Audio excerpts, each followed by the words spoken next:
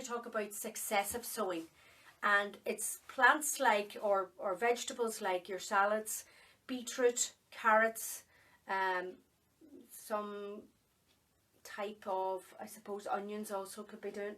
You could do them. Successive means that you're going to do them after each other. And hello, Sammy, how are you? So that you're not coming up with all the vegetables, all that type ready at the same time. So it's not this glut that you get. Some plants it's unavoidable, and that's where we start to look at storing them or using them in our kitchen, kind of like pickling them or making jams or chutneys and things like that. That's what you do with gluts of courgettes and tomatoes and things like that. So, but other vegetable varieties you can stall over a period of time. So what we do, for instance, in our beetroot, that's fairly easy. We do an early, a mid and a late sowing. So we work out as a family how many beetroot that we like to eat, and then we look at that over the whole year.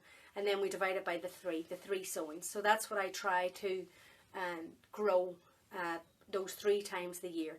I always sow twice as many what I need, because then I have, I can, if I take it's like insurance policy, I can lose some can bolt or whatever. So I always have more than I need, but if you are working out how many you do need, you can successively sow your beetroots. And then also I successively sow my salads. So what I do is, for instance, I would only sow maybe 20 salad plants, but I would do it every 2 or 3 weeks. So I sow 20 cells of the mixed salad, and I put about 5 or 6 seeds into each cell. But then I do that every couple of weeks, and you can even set it on your phone if you want a reminder. Sow your seeds and put it every 3 weeks so it comes up and reminds you.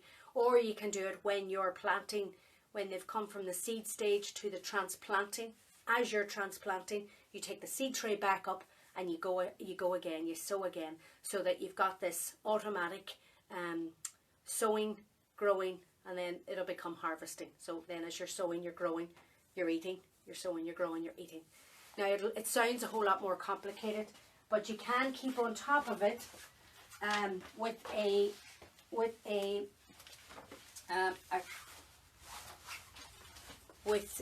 keeping a record. And I just keep a little record of plants that I sow and when I sow them. So I have the crop family. So you could do this out on a PDF or an Excel sheet, or I could send you a blank one. I've got them. Crop family, variety and producer. This is if you want to just keep a record that how they grew that year or whatever. Your date that you're sowing, the germination rate or the date, and then some notes. But if you were going to sow them successively, so if you put your beetroot on here, you would leave a blank of 4 more spaces and just put a little star beside it. That will remind you that you have to go on and sow more. And then I would put it on my phone if it's something that you're used to using a lot. I put these reminders onto my phone, and then it comes and tells me then that I have to do it. The Grow Veg program that I talked about a while ago, that can also send you email reminders when you have to do it. But I get so many emails, everybody gets so many emails these days that, you know, it's easy enough to miss a few, and sometimes it goes into a promotion folder or wherever. So if you set a reminder on your phone of what you need to sow, it's a good idea. You can do that. So successive sowing is good for, as I say, our salads, our beetroots, and then carrots, which would be you sow direct outside, so you don't have to do any of the transplanting. Carrots, you're just sowing direct, and I would again do an early, a mid and a late. So hello there, Hannah, how are you? It's great to see so many names popping up. Hannah is one of our facilitators on our permaculture course, which we were supposed to be just finishing today. Isn't that right? So miss you, Hannah, and we look forward to running the permaculture course again later on in the year, hopefully. So yeah, you can when you're doing your carrots outside, again, just do that. Do a block early, do then another block a couple of weeks later, and then maybe another block a few weeks after that. that's not as early, mids and lates. It's maybe not as long as a beetroot, but it's a smaller time frame that you would be sowing those. But your late varieties, you might always want to be thinking about the storing and how better variety to store. So an early variety is going to be ready in the summertime, and you'd like to eat them fresh, and your mids as well. But then a later variety of your carrots you want to be able to store. So when you're reading about varieties, check and see it doesn't have a good storage ability.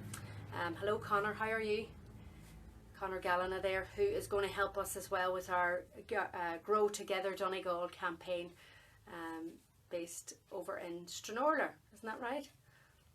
If I get that right. Okay, so that's really successive sowing. So what I would say is set yourself reminders, have yourself a sowing record, and just make sure you can keep on track of when you're sowing and what you're sowing. And it means that you've no glut at the end. It means that you've got fresh varieties.